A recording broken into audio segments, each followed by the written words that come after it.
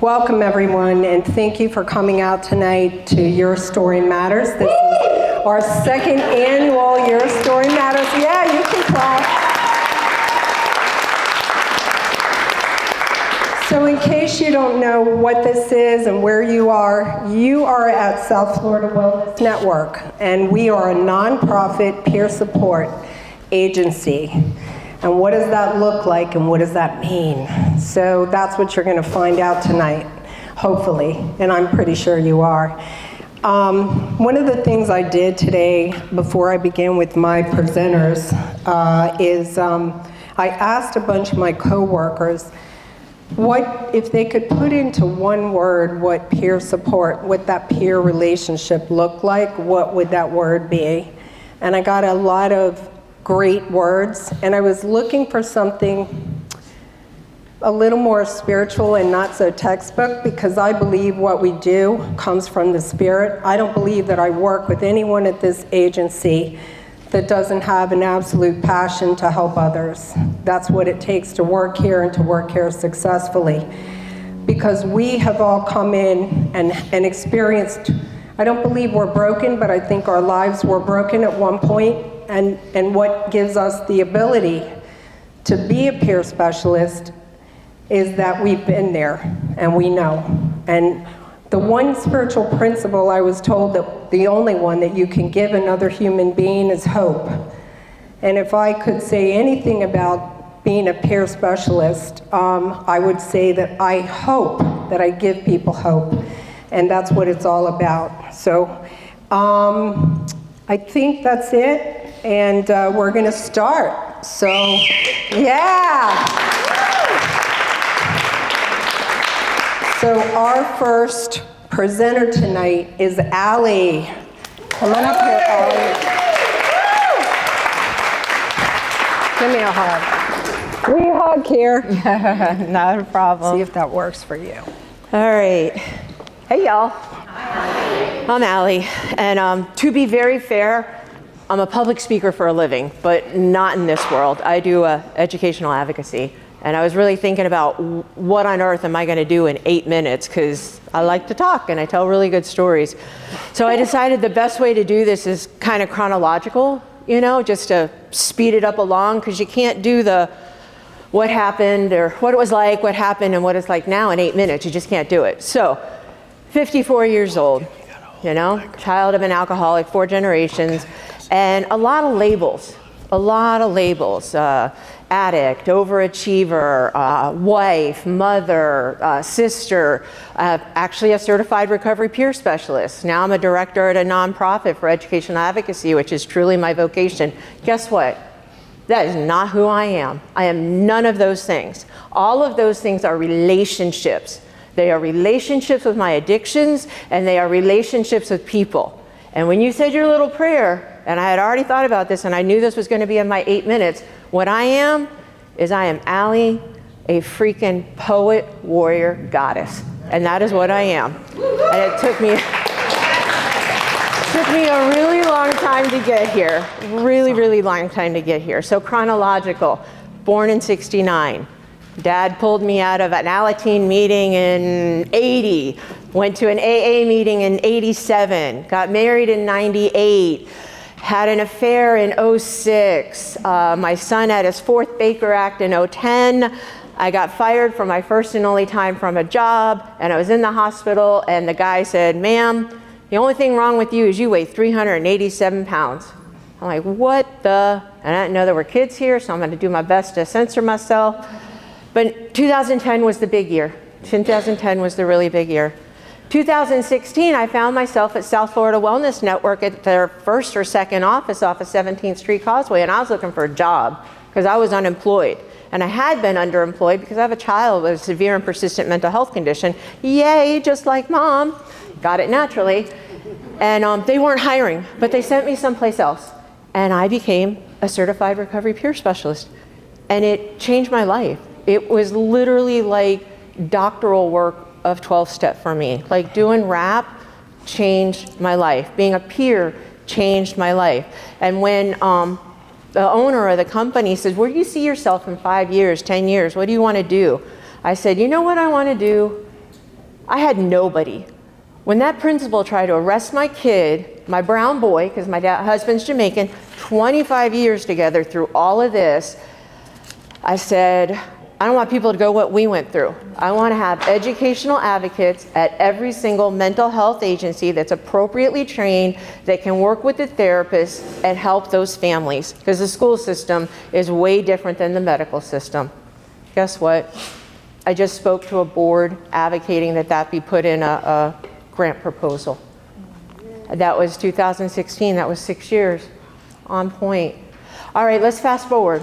Had a really horrific bottom in 16, just kind of managed my way through it till 21. What was it, Marquita? April 6th or 7th?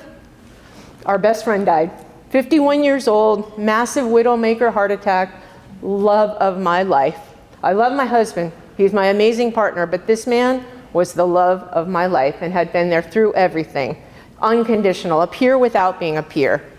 Oh, but that wasn't enough. 10 days later, an old acting out partner who had become a best friend, and if you know that world, you know that shit doesn't happen. He had a fatal car accident, and he was gone. Guess what else? Mom and Dad were in end of life, and I was their hospice while I was working full-time as a federal grant over 12 counties. And I called Rachel, and I said, girl, I'm in trouble. I'm in trouble. I am having suicidal ideation, which I have not had since I was 18. I want to relapse with everything that's in my bucket that I am addicted to, because you've all heard it. I'm addicted to Mo. It makes me feel better. I want Mo. And I got a peer, and I got Stephanie. The other thing that happened, which was very impactful, I was in Washington, D.C. at a national conference for the Department of Education. I live a double life, as most addicts do. I play hard, I work hard. I fall low, I climb high. I had a major, major breakdown at this national conference in October, and I was placed on a mandatory bereavement leave. And it killed me, because I'm hardcore Gen X, and my job is my identity and my coping skills and my support group. And my very good girlfriend said, no, that's not what a job is. A job's where you go do what they tell you to do, you get paid, and then you have a therapist or friends. That's not all that stuff. So I took 4-week bereavement leave. Who gets that? Well, luckily my agency is a lot like a peer agency, and I had that. And when those 30 days were up, I called my boss and I said, dude, I just started feeling again. Can I have another 4 weeks? Because I'm not ready to come back. So I had a hard stop. I didn't just close the chapter of my book, I closed my book. And Stephanie and I started writing a new book. We started writing a new book. So a peer is not a friend. A peer is an intentional relationship without judgment and with a caring that you could never possibly get from a friend. Our friends love us, but I know you guys all know that story about the well. And you're down in that well, and the system throws a check at you, or somebody else throws a ladder at you that's too short. But then you got somebody who's been through what you've been through, they're hopping down in that well with you. And you're like, what are you doing there? Erica, why are you in the bottom of this well with me? And you know what Erica says to me? Girl, I'm in this bottom of this well with you because I know the way out. And that's what peers do.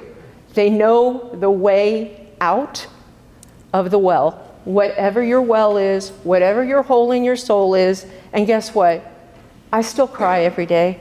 I still got, some new diagnoses. I didn't know there was a thing called complex bereavement. Single depression's not enough. I got something called double depression. Yay. But I show up every day. I show up. And my very favorite sponsor, and I'll close on this because she was great. She was old school New York, probably one of the original, rooms or whatever. Her name was Sam, and she's about the size of my leg, and she's probably 70 years old, and she's chain smoked like a fiend. And she reminded me of the lady in Beetlejuice, like that's in purgatory. And she'd look up at me, because I am not a small woman. And she'd be like, Allie, you just gotta show up. Al, just show up. And that's all I've been doing. That's all I've been doing for the last 36 years is just showing up. And the miracles happen, even when we don't want them to happen, even when we don't expect them to happen. And I hate the sayings. God, I hate the sayings. But my life is better than I could have ever imagined for myself. And I wouldn't have gotten here, Stephanie, without you. not even with all my therapy and my experience and my own training. I needed a peer. And I love Marquita. I love you, girl, more than anything. But I did not want to live anymore without my Whitney. So thank you for hearing my story. Okay. So my recovery started July 12th, 2019. I was arrested, I was tasered, I was, the Fort Lauderdale Police Department got the permission to use deadly force because I had a knife in one hand and a syringe in the other. And I was arrested. I finally, they tasered me and they gave me everything I had in that little gun because I dropped, it like folded my lungs and I had no other choice but to let go of the knife. And they brought me to the hospital where they just yank the taser line out of your body. And I had this gaping hole in my shoulder, and I remember going through the process and getting to the second floor, and I had this bandage on my arm, but I laid down and I fell asleep. And I was woken by an officer, and she came into the cell, and I woke up with her yelling, "Boy, what's wrong with you?" And I looked up at her and I was like, "Ma'am," and she's like, "You're sitting in jail with a smile on your face." And in my head, I was telling myself it's over. I was homeless before the night I was arrested. I burned every single bridge I ever created.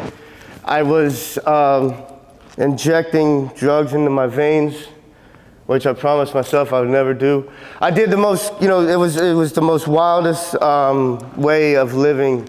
And when she, confronted me, when I woke up, the thing that ran through my mind is that it's over with. I never have to live like that ever again. So they brought me to Paul Ryan. And I, being a knucklehead all my life, I knew that the Conti had the Alcoholics Anonymous and Narcotics Anonymous dorm. And on the day of my birthday, I went to court. And I stepped to my public defender. And I said, I have to get to work.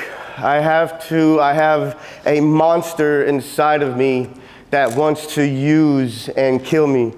And she was like, "SAP it is." So they court-ordered me to SAP. It's a substance abuse program, which is in the Conti jail. And I immediately got to work, but I'm sitting there in a group and Miss Fisher came in. She's like, "You guys have a real treat today. South Florida Wellness is here. And the man will talk to you." So we sat around Tobin Brown, and he gave us an illustration of South Florida Wellness. And sitting in there, I knew to shut my mouth and open my ears because everything, I knew from the bottom of my heart that everything had to change. Everything that I did in the past had to be different. And I was seeking a new way. I saw Tobin Brown. He came in and I was like, damn, I want to come in to jails one day and tell people what I have to say. Time went on and I graduated and I went, because you have the option of going to the Alcoholics Anonymous dorm. And I went to there and within a couple of weeks, my charming personality earned me the facilitator spot. And and I want to apologize before I say this next thing to anybody that was affected or was hurt during the COVID pandemic, because it was the greatest thing that ever happened to me. They came in March 20th. They came in and shut everything down. Officers walking around in hazmat suits and gas masks. My friends are passing out. Lips are blue. And like they were released, so out of 80 men in the dorm, there was like 16 of us, at the end of the night, and like I'm banging on my door. I'm like, you guys forgot me. And so when they released everybody, they were holding everybody there that had violent charges, and but I had out of county holds. So I remember I had all my stuff on the little table in the jail cell, and South Florida Wellness is there, and I read the pen pal thing, and I wrote, they give you a little free card, and I sent it in. 3 weeks later, Tobin Brown wrote me back. He didn't remember me, but I was like, yay. I was writing them back and forth, and so the only person, like I said, I burned every bridge, and I'm so thankful that my mother never gave up on me. The best thing that ever happened to me as well, too, is that she shut the door in my face when I really, really needed it. And nobody was there. Nobody was coming to rescue me. And I knew that I had to fight, or I had to swim or sink. And so when Tobin wrote me back, the thick of the pandemic was really going down. So it was like a good little bit of time. And, and if you've ever been to jail, it's like they feed you at 3:30 in the morning. And I've never had a video visit before in my life. So a lot of the guys that have, they'll go around and they get their tray and they look at the screen to see who's coming to see them today. And they're like, hey, my nickname is Chevy. So they would be like, Chevy, you got a video visit. And I'm like, yeah, right. You're kidding. I'm like, my mom is 70 years old, and like, but, she, she knows the little black box, the red button and the green button. But so, man, I answered I went and sat down, and Tobin was on the other line. And it brought me out of my cell. I was able to get out of my crap, because it was, and he got, he got it into me to change my mindset. I remember, and he's like, instead of this being a bad thing, turn this into a great thing. And I remember going back to my dorm and like doing 100 burpees, I couldn't just lay down and die. Like I refused. And so and I remember a couple more video visits later, he's like, bro, I want you to know that I love you. And I was like, what? And that punched me in the throat, because like I never told another man that I loved him, or I never had another dude tell me he loved me. You know what I mean? And I was like, you know what? I love you too, bro. And I'll never ever forget that, man. And like, so life is great, man. I've I got out of prison this year in March. And within the time I've been out, I work in treatment. I have literally watched a lot of my dreams come to pass. And I want to say thank you so very, very much, Tobin. I love you.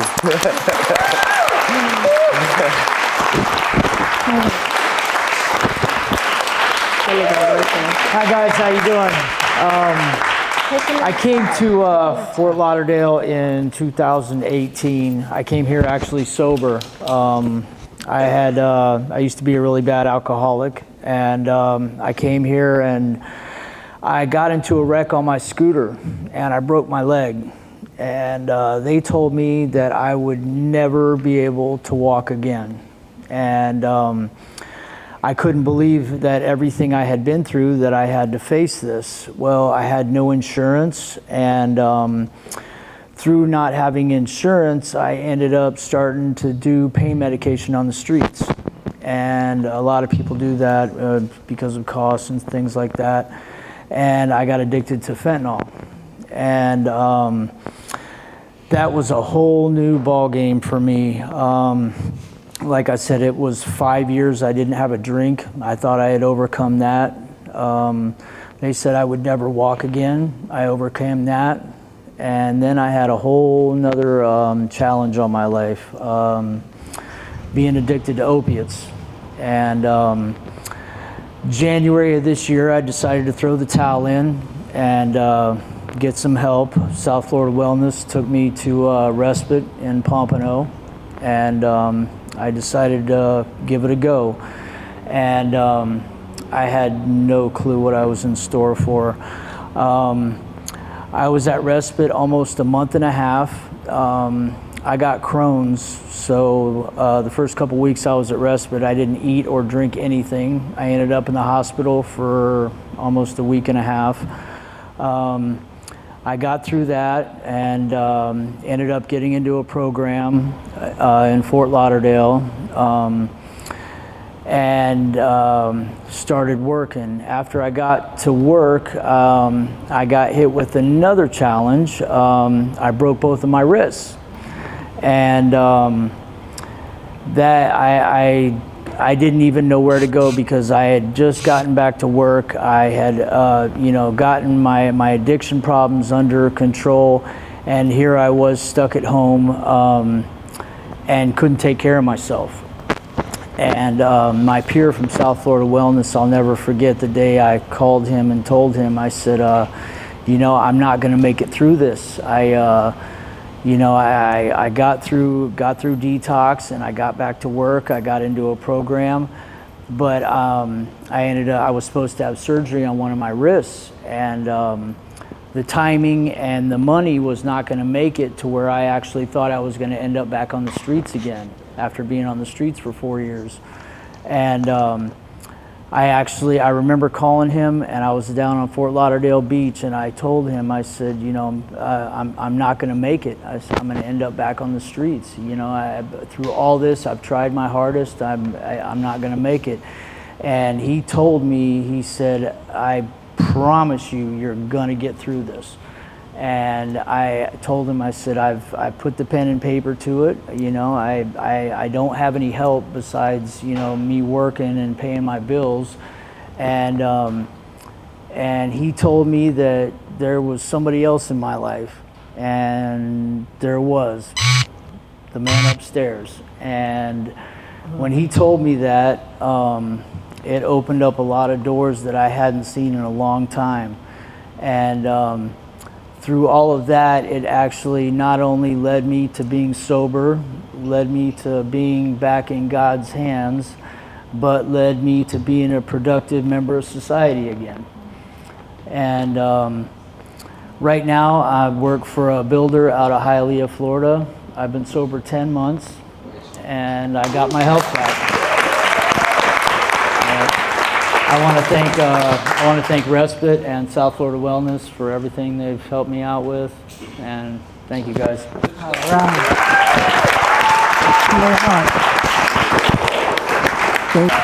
Hi guys, my name's Erica. I'm an addict. My sober date is August 18th, 2020. I went to JC's Recovery. I was there for 21 months. I pretty much was a trash can. I was homeless for 2 months. I was in an abusive relationship.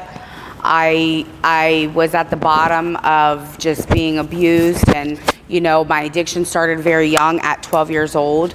So it was a very serious thing for me. I have a 13-year-old daughter, so I actually ended up losing custody not only of my daughter but of my niece as well.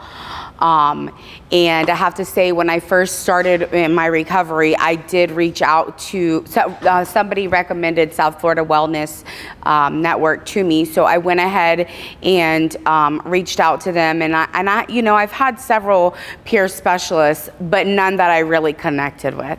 And Stephanie P is my peer specialist.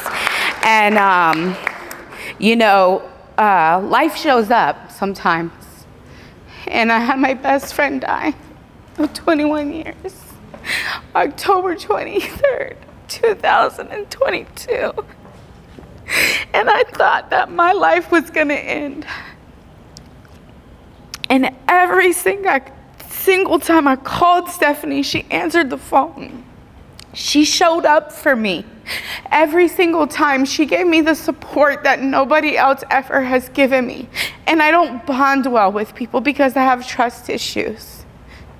So for her to take the extra step, for her to take any call during or text message during any time of the night, the day, to go the extra mile to print out my cosmetology license for me because I didn't have a car, you know, that meant the world to me. And she's just been really, I'm a very hard person to deal with. You know, I'm difficult. I'm not easy. And it's no easy task dealing with me, that's for sure. So, you know, I just have to say, you know, that South Florida network has really helped me on many different levels, but mostly in my emotional support because I do have a dual diagnosis. Not only am I an addict, but I do suffer from mental health issues as well. So for them to just come into my life and make such an impact, and not only make an impact, but just building a friendship with somebody that I can trust, and I know that I can call in the middle of the night because I'm having a panic attack or whatever the situation may be. You know, one of the hardest things is, you know, in recovery, I never imagined my best friend dying before me because I always lived the more riskier lifestyle. You know, so I always thought I would go first, and I raised her. She was 14 when I found her crying on her mother's step because her mother also had mental illness. So I went through a lot in the last year, you know, and it takes a lot to heal because we all know that trauma triggers trauma.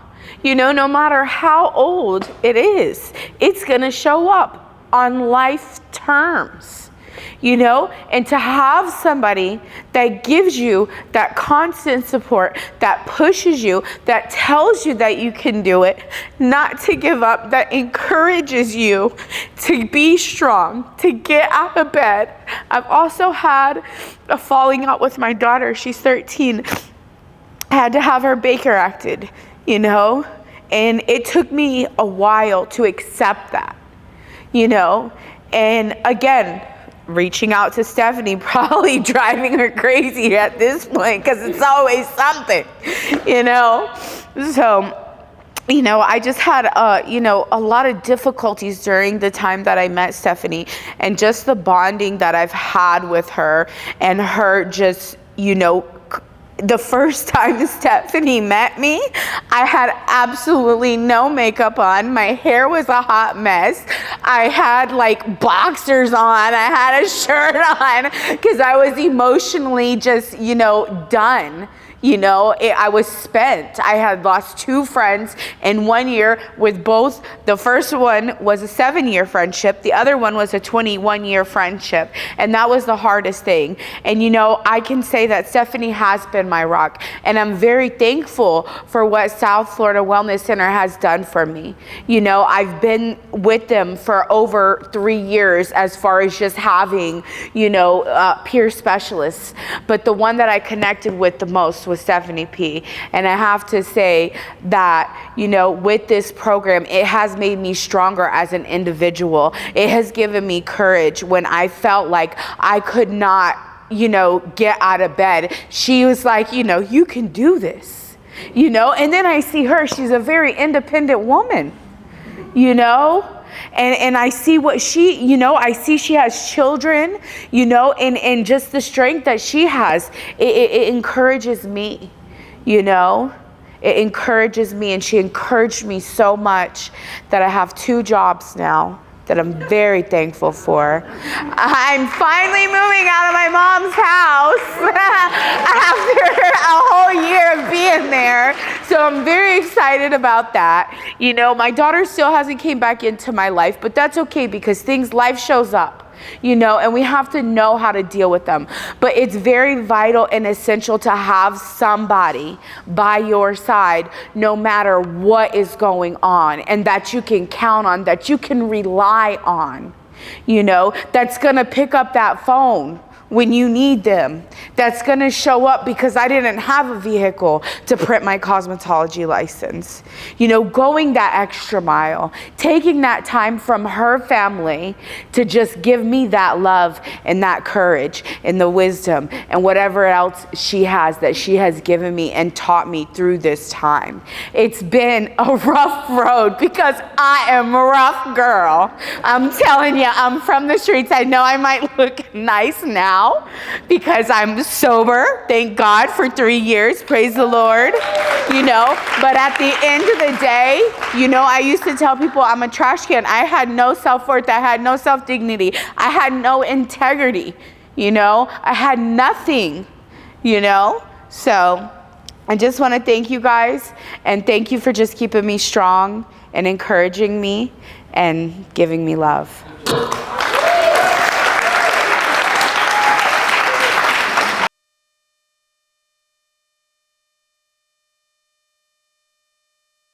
Try and keep this short because I'm really not a good speaker.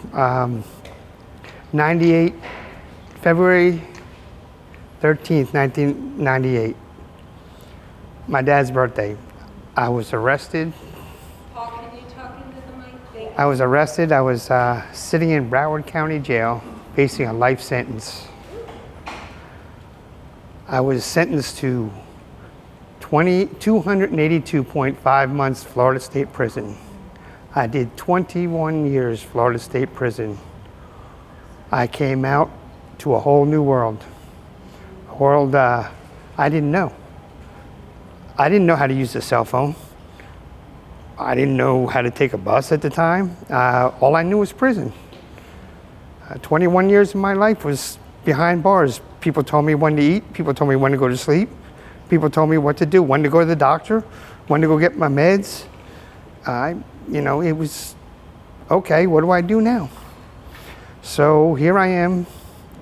I thank God, after about a week out, got a job for a staffing agency, and I'm struggling. The little bit of money I was able to save in prison through my prison job, which I was blessed to have a paying job, was going for the rent I had, and didn't know what to do. So I went to Care Resources, and I had an alcoholic specialist there, and she was helping me. And she recommended, she says, I think this place, you might like this place. This place should help you out. I'm going to send them an email. She sent them an email. I went back in about 2 weeks, and 3 weeks, I didn't hear anything from back. So she said, well, why don't you go over there? Here's the address. I said, okay. So I hopped the bus, went over to South Florida Wellness Network. Walking around, where is this place? Oh, here it is. Walk in, and I see a wonderful, beautiful, smiling face at the desk that made me feel so welcome. And here I am, someone who doesn't know how to help, ask for help, doesn't, you know, wasn't taught to ask for help, was taught, you know, you got to be on your own, stand on your own. And I met Sonia, and she made me feel so welcome. She ended up becoming my peer specialist, and she's been a good friend, a big help, a person that kicked me in my butt when I needed at times. But my struggle with, when I went into prison on February 13th, 1998, I was an alcoholic. In prison, there is so much alcohol, so many drugs. It's just like being on the street. I stayed sober in there. I'm coming up on, in February 13th, I'm coming up on 26 years sober.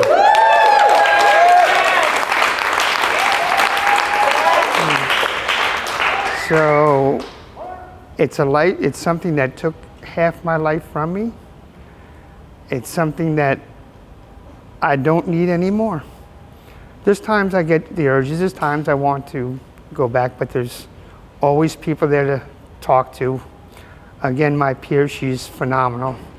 I may drift away and not talk to her for a few months, but when I come back, she's always there, and she's truly been a godsend. South Florida Wellness Network has been a godsend. Sonia helped me when I was struggling to make my rent, when I was barely getting hours at the staffing agency. Sonia helped me get certified as MOT, which is Management of Traffic. I work construction, so this was to help me in construction. I can actually pull permits for road work, which some of my coworkers at the place I work can't do. So she's been very helpful. She's still there for me today. She had asked me, told me about this, and I had to come and tell everyone, your peers are people that really love you. Your peers are people that care about you. They care about your well-being. They're going to pull you up when you're falling down. They're going to drag you along if you need it, and they're going to kick you in the butt when you need it. Excuse me, but I'm just thankful for my peer Sonia, and for all the peers that are here. Thank you all for all you do, because you're all phenomenal, and I thank you all for South Florida Wellness Network.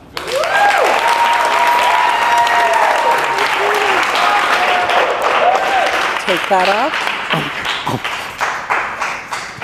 Of 1998.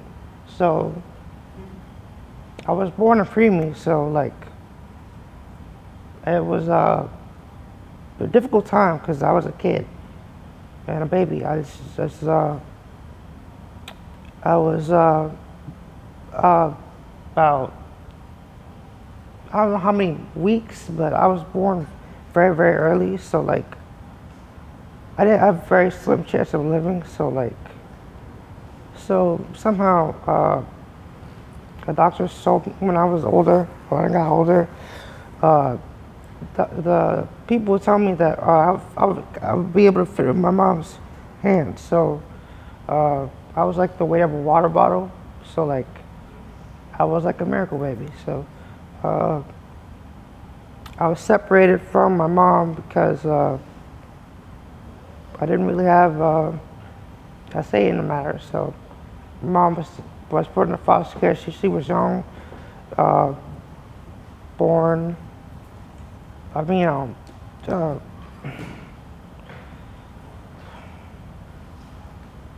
she was put in foster care because her age, you know. So growing up, I would always get bullied for like little things, like you're not tall enough, you know, you're not enough a lot, you know. I would get pushed around and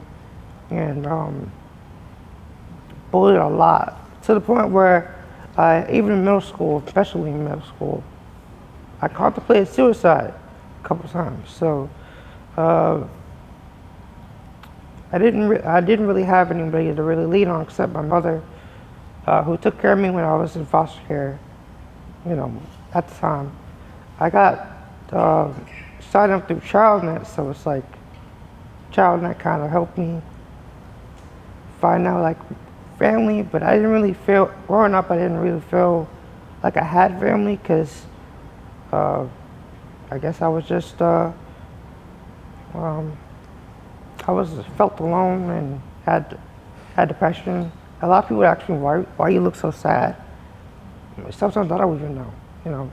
I have depression now, and anxiety, ADHD, and yeah, I live in a messed up world, man. Like, a lot of times I don't get the love I receive back. So I'm a very hard-loving person, so if I love someone, it's very difficult for me to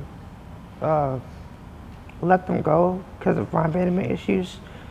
So like, I don't really remember how I found self-love wellness, because it's a lot. It was a long road to get here. So like, well, all I know is I met Tyler Lester, if anyone remembers Tyler.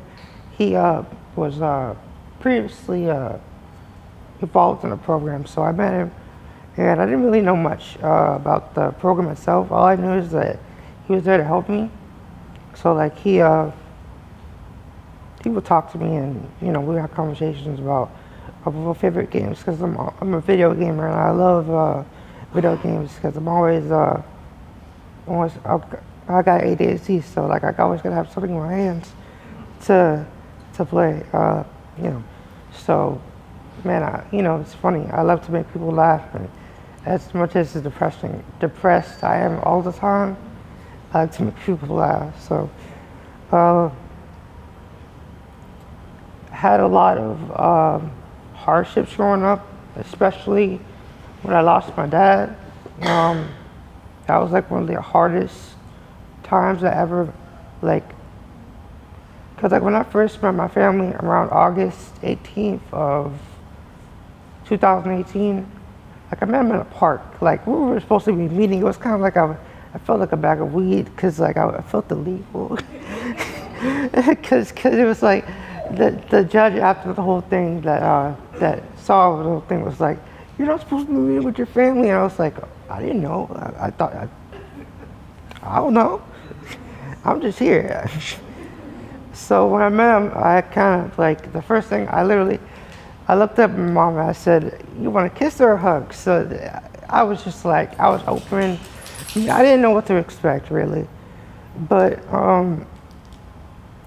that was one of the best times of my life, because it really meant a lot to me to finally have a family, and I felt lost along the way, because I didn't really have a lot of people to lean on, really. I just have myself and my thoughts.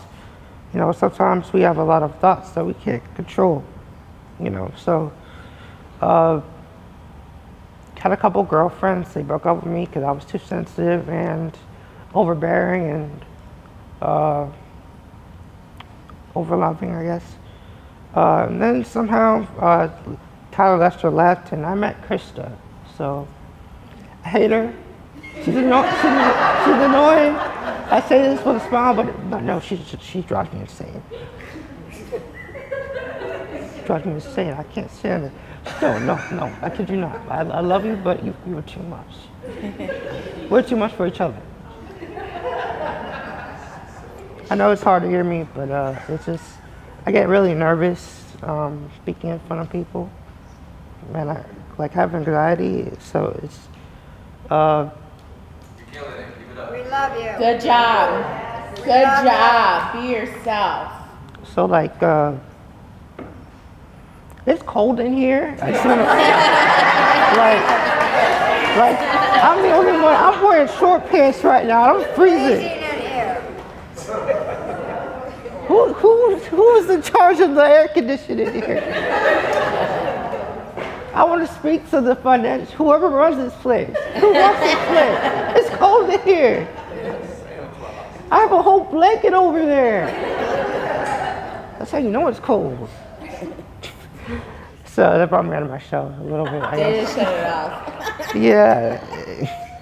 But on the real though, I had a mother, she was 89, 85, I guess. And she was very loving, so I was very very timid, but also I had a lot of, I guess, good people. I was surrounded by a lot of good people, but had a lot of bad friends. But what can I say? But I'm thankful for meeting Krista and all of you people here. Most of you I have never seen before, but most of you I have. So, yeah, that's all I gotta say. Good job.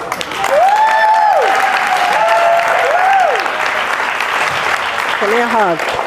Marlo, and I'm dual diagnosed, 7 years clean. But a year ago, I'm 7 years clean, but a little over a year ago, I couldn't say that I was clean and sober, because I wasn't. I was clean, I wasn't using, but I wasn't living a sober life. Like I said, I'm dual diagnosed, and I was It was a little over a year ago, and I was in therapy, my chrysalis, and my therapist said to me, you know, I think that, South Florida Wellness Center would be good for you.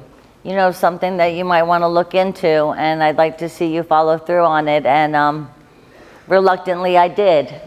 And I met Courtney.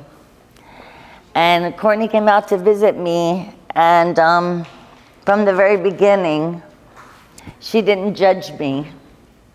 She encouraged me, and it was scary because I didn't want to leave my home. For the last 7 years, I've been living alone with my dog. I didn't go anywhere. I didn't go to meetings. I didn't socialize. Wasn't in a relationship, still not, but thank God. But anyway, I was just merely surviving. I wasn't living. And she came to visit me, and she visited me every week, and she encouraged me, and she listened to me, and she didn't judge me, and she made me laugh, and she kept pushing me to go to the center instead of her coming to see me. And I reluctantly, very reluctantly, and it took about 4 months, and I started going to the center. And it was okay. You know, it was all right. I did okay. And she said to me one day, she's like, so when did you go to your last meeting? I said, my last meeting? She said, yeah. And I said, I don't really go to meetings. And she says, well, how about we go to a meeting? And I said, we? And she said, yeah. She said, tell me when and where, and I will meet you there, Marlo, but I want you to go to a meeting. Just do it. Just go back to meetings. You know, you did it. You got 7 years clean. You know, you know what to do. I know the program. I know the big book like the back of my hand, but I wasn't doing the work. I wasn't living a sober life. So I went to a meeting, and I didn't think she'd be there, and I walked in, and there she was. And I just smiled, and I sat down, and I've been going to meetings ever since. And I go to meetings now. I have people that I can call friends. I feel whole. I feel whole today. I didn't before. I was broken.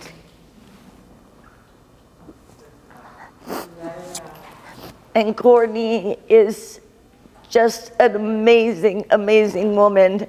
And I will never forget her, and I will never forget the experience. And I will never be that same Marlo. I'm new today. And I give South Florida Wellness all the credit. Thank you. And God.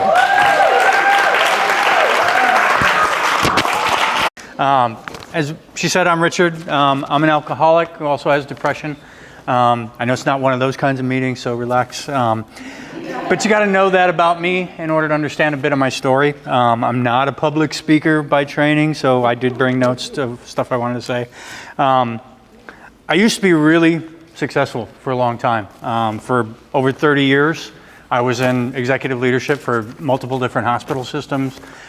Had the family, kids, the community leader, the whole 9 yards from the outside in. I had the life. And I drank myself to sleep every night because I was completely empty inside. None of it really mattered, except my kids. And then things started getting bad a while back. Lost my marriage. My kids stopped talking to me. And moved to another city for work, and then started losing work, and moved to yet another city that brought me down to South Florida, looking for work. Hey, sit. Sorry about that. Then lost the job that brought me down here, and went months on end and could not find work. Never had that happen in my life. I was always able to work and pull myself up no matter what the circumstances were. My family stopped talking to me. The little bit of retirement money that I had put away, I cashed all that out so that I could survive, pay my bills, pay the rent, all of that stuff. But it was all running out. I started having a series of medical issues. They put me in the hospital 9 times in 1 year. Broke this elbow completely off. I've got a nice 3-inch screw in there holding it on now. Needed a walker just to get around. At 57, I needed a walker to get around. I was embarrassed to leave my apartment to go outside. It took me a long time to go get the mail because I didn't want anybody to see me like that. I was out of money. I was $100,000 in debt. And I didn't know how to be homeless. I never was, but I saw it coming. That was a wall that I was running toward. I was just a waste of oxygen. I was no good to anybody. And I knew it. And I couldn't stop drinking. Even though I wanted to, I didn't know how. Alcohol had just taken over my life. I know, buddy. It's okay. It's okay. Sit. Sit. Sorry, let me get him back in. Good boy. I was hopeless and I was scared. He's excited. But a friend of mine's wife worked for the South Florida Wellness Network. I was desperate enough that I decided to reach out.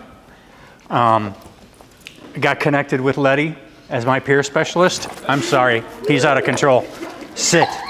Hey, come here. Sit. Sit. Down. Down. He does want to play, but this is inappropriate. And he knows it. You don't know that. So where was I? I didn't know how or if that was going to help at all, but it was worth a shot. And that started a series of events that changed my life. I'll get to that in a minute. But Letty understood. She really listened to me. She helped me feel like I mattered in this world, which was something I hadn't felt in a long time. One of the biggest things she kept telling me was, don't worry about the debts. There's no debtors' prisons in this country. She said, if you don't focus on your health and getting better, when you die, the debts are going to go away anyway. And I use that with other people now. I plagiarize you all the time. But we kept meeting, we kept talking, we kept trying, but things kept getting worse. I wasn't really getting better. I was treading water and going down, and she knew it. The network eventually helped me with a couple of months' rent so I could stay afloat while I tried to get my life together. But I kept spiraling, and Letty kept encouraging. She never gave up. She kept looking for ways to help. One Friday afternoon, she went to a training session with a group called Project Rebirth. They help vets that are in crisis get into treatment. And every break during that training, she was texting me, telling me about what was going on and how excited she was and what this program does and how she couldn't wait. She had to get me in touch with this man named Brian who worked there. And it was really wonderful. And every single break during the day, I was getting texts. And I was like, what in the world's going on? And it applied because I was in the Navy for 9 years. I was on submarines. When I got out of the Navy, they told me because I didn't do 20 years, I didn't get any benefits. I got my VA home loan and that was it. So I never looked at anything. I figured there was nothing there for me. And she and whatever this Brian guy might do, they were just grasping at straws. But whatever. She and Brian kept working with the VA and fighting with the VA after I gave up. They had moved the goalposts on me so many times. I was just frustrated beyond belief, and I was tired of getting a glimmer of hope and then having the rug pulled out from under me again. And I just said, to hell with it. If you want to keep fighting, you keep fighting, but I'm done. And I turned where the solace I knew was. I turned back into a bottle. I was so far gone and so disillusioned that when they called to say that a car would be there at lunch tomorrow to pick you up, I didn't believe them at all. I was sitting on my front porch drinking when the Uber driver pulled up. He had to wait for me to pack some clothes to take with me. I'd been in treatment before and relapsed afterward. I'd been in detoxes before and relapsed afterward. So I didn't have particularly high hopes that this was going to really be a benefit. I thought I was going to go there to die. But at least I wasn't going to die on the street. So that was okay. I cried the whole way there. I remember when I got there having to have help to get out of the car and get up on my walker because I couldn't get my body to move enough. But I don't remember much else about that first week or so. It's kind of a blur. But during one of the meditations while I was there, God got hold of me.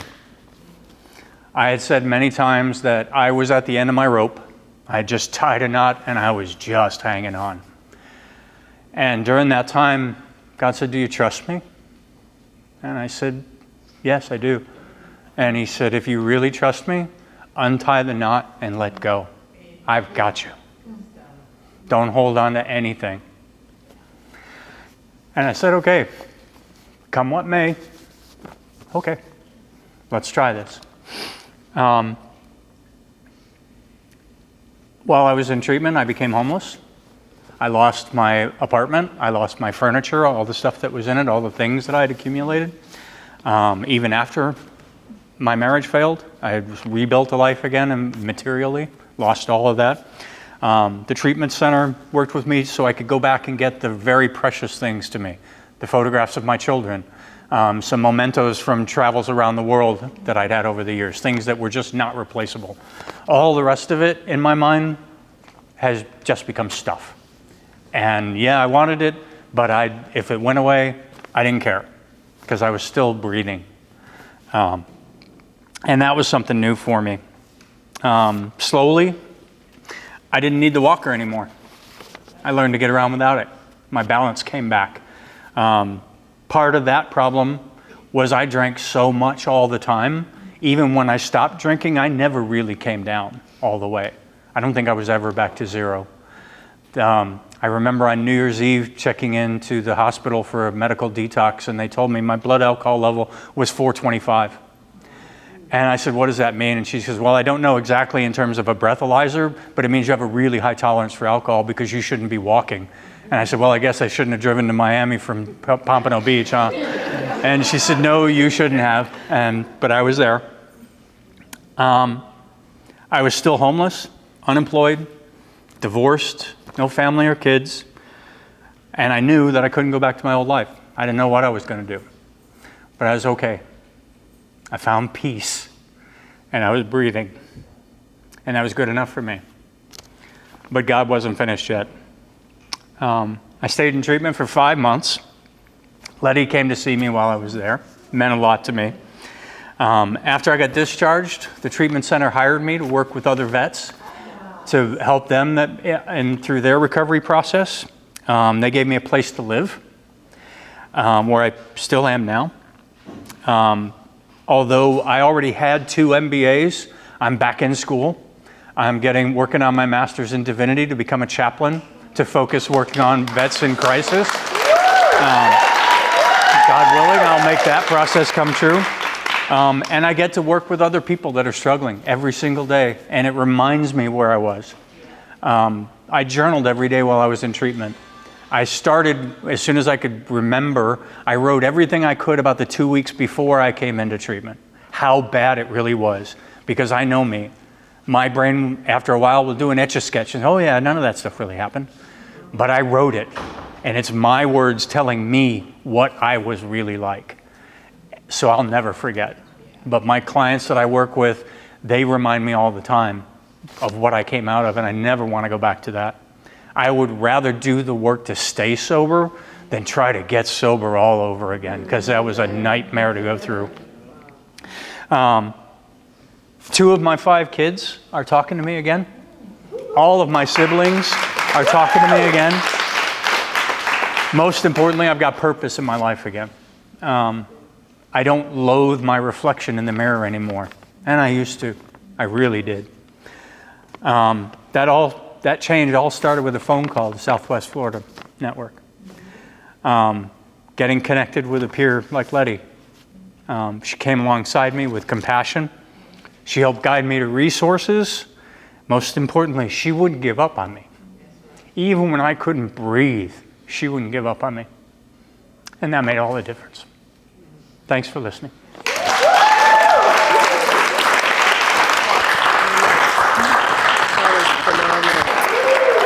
Hi, my name is Lauren, and I am so much more than an addict. And I really, really want to thank the people that came out here tonight to support me. It really means a lot to me. We love you, Lauren. So, a little bit about what got me here. I've never shared my story with anybody before. You know, I've told bits and pieces to like the people around me, you know, so that they could help me deal with what I had going on at the time. But what had brought me here was that I was Marchman acted. And I had never been Marchman acted before. I was so used to like getting in trouble and going to jail all the time. And, you know, here I am, I have, you know, all these degrees. I used to be a teacher. I used to, you know, do wound care. I used to work for a vascular surgeon, mapping out veins. And I'm sitting here like going back and forth to jail because I couldn't get off of drugs. And I did that like really good for a long time until, you know, everybody around me started seeing this person that I was that I couldn't see in the mirror. And finally, you know, when she really like hit the fan, they Marchman acted me. And I have never been Marchman acted before. I didn't know what that was gonna entail. I didn't know, you know, that I had to involuntarily go to treatment. So a little bit about what happened before that was, you know, we often joke about like, oh, this guy's a stalker, he's stalking me, da da da da da. But I never once in my life thought or imagined that I would have a real life one. So with that being said, you know, I want to use my story to be able to help the next person that is dealing with, you know, something similar, or maybe something that, as I just want the next person to know that there is somebody out there going through what you have gone through before, and it's gonna be okay eventually. So this guy, he used to, you know, go in and out of my house when I was getting high, and I didn't know that he was doing this for a very, very long time. I would wake up with bruises and marks all over my body, and I didn't know how they were getting there. And worst part of it all was that nobody was believing me. So it's like, who do you call when this is happening to you and you're calling the police to come and help you, and they're instead telling you, put your hands behind your back, you're going to the psych ward? And that, I want to say, happened to me for like 8 times before I was just like, you know, I'm not going to call the cops anymore. Like, who do I call? Who's going to help me? Can somebody help me? Not my family, not just the best thing that they could do for me was Marchman act me. So here comes the day where, and it's funny because the day that happened to me, I had told myself that day, I'm like, I'm just done doing drugs. Like, nobody believes me. My drugs are getting stolen anyway. Like, what am I gonna do next? And I was laying there just smoking my cigarettes or whatever, and the cops came and knocked on my door, and I'm like, oh my God, here we go again. They're gonna tell me, you know, they're gonna put me in the psych ward again. And it wasn't making the situation any better, and I thought that was just gonna happen all over again, and I'm like, damn. So they didn't tell me where they were bringing me, and they brought me to BARC. And they told me at BARC, you know, you should start forming a relationship with South Florida Wellness Network. So at first I was like, no, I'm not gonna do that. And, and And I never saw myself this far. I never saw myself here, standing here today. So today I have 10 months clean because I made that decision to turn my life around and look for the help that I know is out there. I just don't know like what form it's gonna come in and who is it gonna be, but I know that it's out there somewhere. And you know, I did a detox, and in IRT I met Tobin, and he would come in and, you know, like do all these like presentations and talk about South Florida Wellness Network, and I still like wasn't convinced about it. And so I get out and I go to fellowship, and I never heard about fellowship before, and they stuck me there, and I didn't want to be there. I just wanted to go back to my life, but going back to my life meant that I was going to go back to this psychopath, and that he was going to continue to hurt me, like no matter what it was that I was doing. So it was either, you know, stay where I'm at and learn how to work a program and learn how to do everything right, because for the first time, I didn't have probation hanging over my head. I didn't have, you know, like, by the time I had gotten out of not detox, but IRT, the Marchman Act wasn't in effect anymore. So now I was doing it on my own, and I didn't know how I was going to navigate the rest of my life because I didn't want to go back to that situation. And I remember walking out of my IOP, and I met Mike. So it's like all these different like players played like a different role in, you know, me staying clean today. And I met Mike, I told him my story, and he's like, you know, I have the perfect person for you, Virginia. And I'm like, damn, here I've got to tell somebody else, you know, and I didn't want to tell like all these people what was happening because I wasn't getting help. So finally, you know, I met Virginia at Starbucks. And Virginia changed my life completely. Like, she did so much for me. She was the first person to look at me in my face and say, Lauren, we are going to do this together, and I'm going to help you, and I'm going to support you, and I believe what you are saying. So we're going to get it together. And I was like, yeah, right, like, this isn't gonna work. But there she was, you know, religiously knocking on, you know, my door, making sure I was okay. She would call me all the time. And at first I didn't know how to trust. And here I am, you know, like answering the phone and doing things with her. And, you know, what really changed everything for me was the day that Virginia said, would you like me to support you and go to the doctor with you, the mental health doctor? And I'm like, oh my God, no, not again. Like, this is gonna happen all over again. And for the first time in 5 years, I went to a mental health doctor and they didn't put me in cuffs.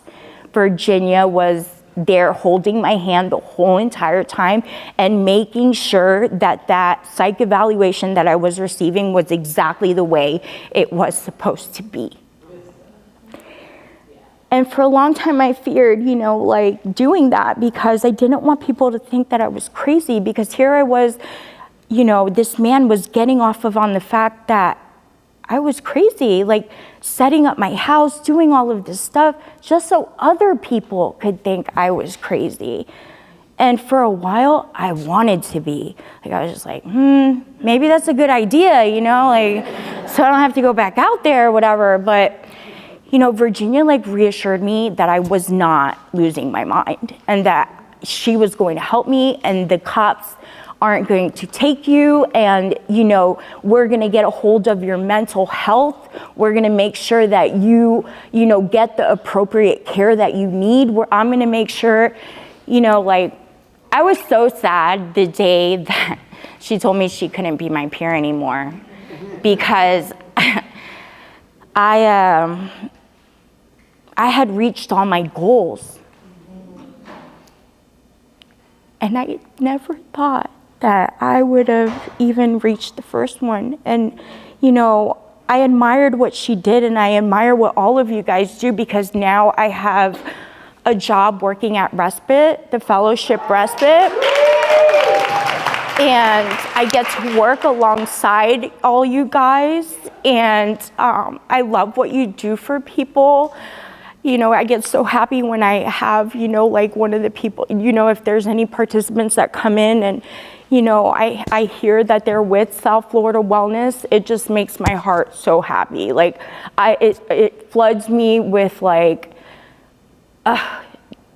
excitement. Oh, I'm so overjoyed. I'm so grateful because I know that they are in good hands when they are, you know, I just know that they're with good people and that they're going to take care of them and they're going to be understood, and nobody's going to look at them like they're crazy or, you know, like you guys. I have the utmost respect for everything that you do. Thank you for letting me share. My name is Lauren.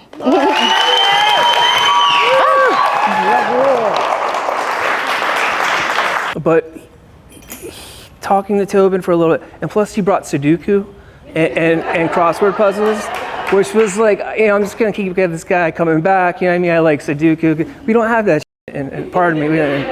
And my friend Lloyd told me not to cuss.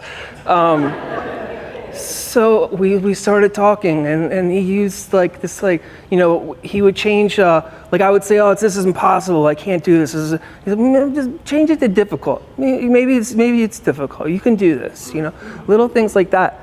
I didn't have any clue on how I was going to get. I didn't even know where to get. Like, what's get? You know what I mean? Where was I even going? So when I told the judge that I needed to stay in jail because I needed help.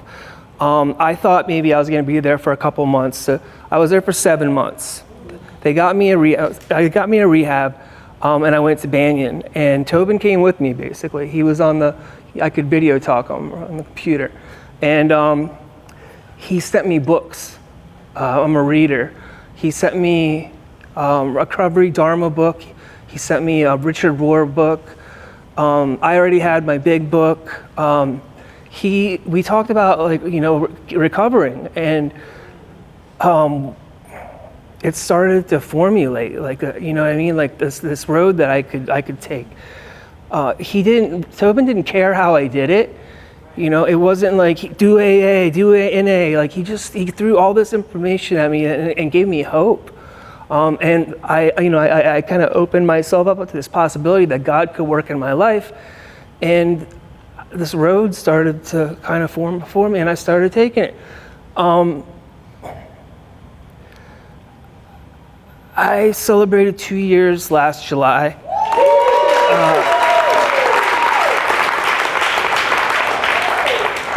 I have a home group. I have a sponsor. I have a sponsor that knows that he's my sponsor. I have a great group of friends that I go through this every day with. It's not easy. The other thing that's pretty cool is I work at a rehab now. I work at Evolutions. I work at the IOP section or department, whatever you want to call it. One part of my job is to put the clients in vans and take them to clinical. On the road to go to clinical, there's a place where I used to be homeless and I used to sleep. So every morning while I'm driving the clients to clinical, I get to look and see where I was. And it's a trip, man. It really is. It's you know, Tobin said, you know, to pay it forward, and this is what we do. And like, you know, that, like, Tobin came into jail and you saved my life, bro. Like, you really did. And you know, and so like that's what it is for me now, is just to kind of pay it forward and you know, do my best to help other people. And you know, all the people that were talking, like so many, like, you know, like that was one of the things that when I was in jail, I was so afraid that I was alone, that I couldn't, and like just being here today was like really helpful, because there's so many people that are going through so much shit, And it's like everybody's kind of doing it, you know what I mean? And like, I like that a lot. And I'm really glad that I was able to be here tonight, and I appreciate y'all. Thank you.